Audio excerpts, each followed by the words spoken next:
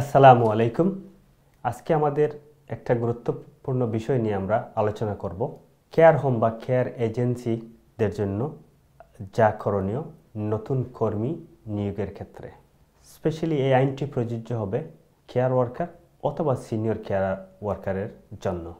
যদি কোনো এমপ্লয়ার নতুন কর্মী নিয়োগ করতে চান অন্য কোনো ক্যাটাগরি থেকে, তাকে প্রথমে যে জিনিসটা প্রমাণ করতে হবে যে তিনি ওনার রিজিওনাল পার্টনারশিপের পুল থেকে কর্মী নিয়োগের চেষ্টা করেছেন, অথবা যে কর্মী তিনি নিয়োগ করতে চাচ্ছেন সেই কর্মী 3 মাসের অধিক আপনার প্রতিষ্ঠানে কাজ করেছে।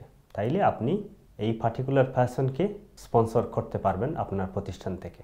যদি এই দুটোটা ক্রাইটেরিয়া থেকে একটিও মিট না করে তাহলে আপনি ওই কর্মীকে স্পন্সর করতে পারবেন না।